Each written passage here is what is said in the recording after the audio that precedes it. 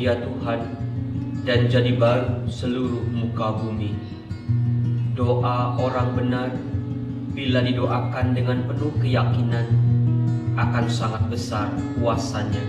Bila saat ini hatimu sedang resah, gelisah, tak tahu harus bagaimana, seperti terperangkap dalam aneka macam masalah-masalah kehidupan, duduklah, sediakanlah waktu sejenak, duduk bersimpuh di hadapan Tuhan, berjumpa dengan Sang Maha Kasih. Carilah Dia, sebab Dia dekat, karena Tuhan hanya sejauh doa. Saudara-saudaraku terkasih, berjumpa kembali dengan Bible Learning with Father Joseph. Bagaimana kabar Anda? Saya sangat berharap doa senantiasa menjadi kekuatan kita sebagai orang beriman, karena itulah yang membedakan kita dengan yang lain. Bagi orang beriman, meskipun hidupnya penuh dengan pergulatan, penuh dengan segala masalah, orang beriman akan selalu datang pada Tuhan dalam doa. Ada sebuah ungkapan ketika saya masih kecil yang sering kali saya dengar, yaitu orang beriman ketika sudah berusaha, sudah mencoba mencari jalan, berkali-kali gagal dan gagal lagi, seringkali orang beriman menggunakan senjatanya yang terakhir, yaitu modal dengkul. Modal dengkul bukan berarti tidak berpikir. Modal dengkul artinya orang beriman berlutut, mengandalkan lututnya, tunduk kepada Tuhan dan mencari Tuhan dalam doa.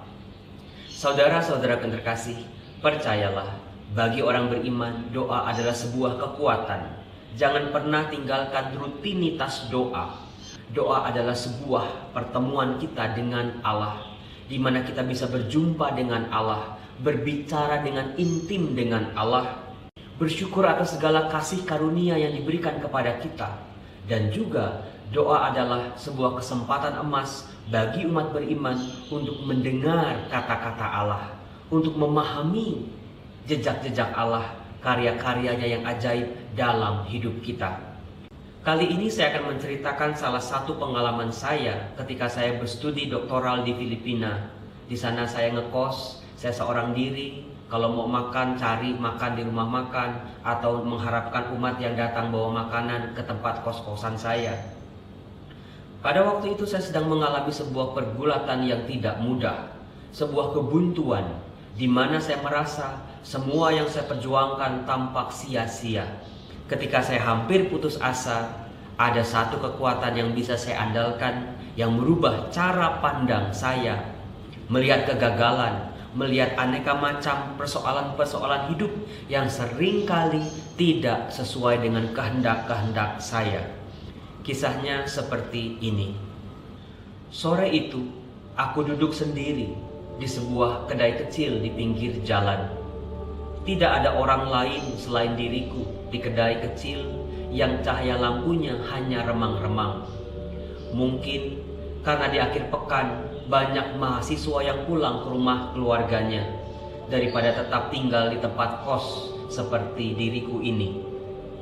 Kupasang earphone sambil kuputar sebuah lagu rohani yang baru saja ku-download di HP-ku. Si penyanyi cantik mantan Miss Indonesia bernyanyi dengan begitu indah dan merdu sekali suaranya. Aku mendengarkan lagu itu berulang-ulang kali sambil menikmati makanan pesananku yang baru saja datang. Menunya sederhana, namanya begitu bagus, chicken yaki udon. Tetapi soal rasa dan bentuknya jangan pernah disamakan dengan apa yang teman-teman makan di Indonesia. Bentuknya lebih mirip menyerupai Indomie goreng, ketumpahan kecap manis. Tetapi apapun bentuk dan rasanya, lidahku sudah terbiasa menikmati makanan di negara ini, karena aku sudah tinggal selama 2 tahun di Manila dengan makanan-makanan sejenis ini. Di salah satu lirik lagunya, si penyanyi cantik ini menari di atas nada-nada yang indah sambil berkata, "Saat keadaan di sekelilingku ada di luar kemampuanku, ku berdiam diri mencarimu. Doa merubah segala sesuatu." Lagu ini membuat aku berhenti sejenak dari aktivitas makanku, kuletakkan sumpit yang ada di tangan kiriku. Aku berpikir, doa merubah segala sesuatu. Tiba-tiba saja setan lewat menggelitik pikiranku. Ada banyak doaku yang belum atau bahkan tidak terkabul. Aku berpikir, apa mungkin doa merubah segalanya? Tiba-tiba si pelayan dapur kedai itu menjatuhkan piring sampai pecah. Bunyinya kencang sekali. Aku kaget dan langsung tersadar dari godaan si jahat. Aku membatin, Tuhan Yesus, maafkan diriku. Ketika aku pulang dan tiba di kamar kosku yang kecil, aku langsung mencari kitab suciku. Dan aku menemukan sebuah nas yang sungguh luar biasa yang menjadi jawaban dari segala pergulatanku. Aku menemukan Filipi bab 4 ayat 10 sampai 19. Ayat itu seolah-olah menjawab tuntas pergulatanku. Dalam suratnya itu, Santo Paulus berkata seperti ini. Sebab aku telah belajar mencukupkan diri dalam segala keadaan. Aku tahu apa itu kekurangan, dan aku tahu apa itu kelimpahan.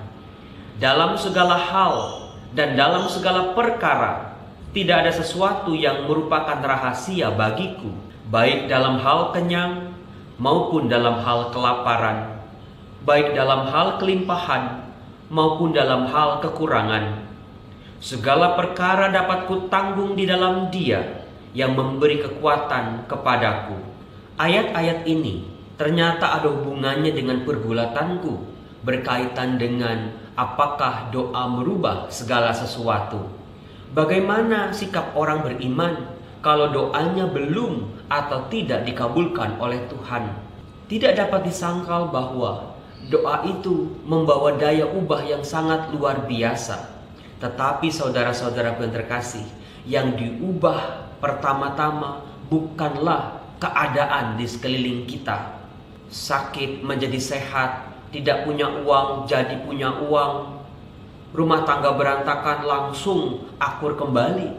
Jawaban Tuhan pertama-tama tidak langsung bersentuhan dengan aneka macam permohonan dari si pendoa, tetapi adalah si pendoa itu sendiri yang adalah manusia yang sangat dikasihi oleh Allah. Allah menginginkan si pendoa ini bisa menjadi pribadi-pribadi yang jauh lebih baik lagi, mempunyai kekuatan dan daya tahan yang luar biasa dalam menjalani aneka macam kehidupannya. Sebab kalau tidak saudara-saudara, ada begitu banyak keadaan-keadaan di sekeliling kita yang tidak sesuai dengan harapan dan keinginan kita. Kalau doa hanya berfokus pada keinginan dan permohonan, seringkali tidak merubah apa-apa dari diri kita. Tetapi saudara-saudara, doa itu bersentuhan langsung dengan si pendoa. Kalau kita semakin dikuatkan, semakin diteguhkan, semakin kokoh dan mampu mengandalkan Tuhan, apapun yang terjadi di sekeliling kita tidak akan merubah situasi diri kita sedikit pun.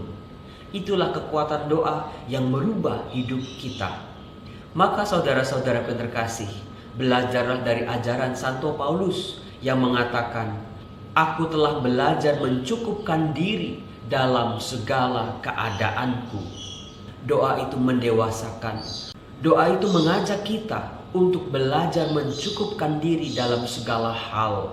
Salam damai sejahtera saudara-saudara yang terkasih. Tuhan Yesus memberkati kita semua. Salam.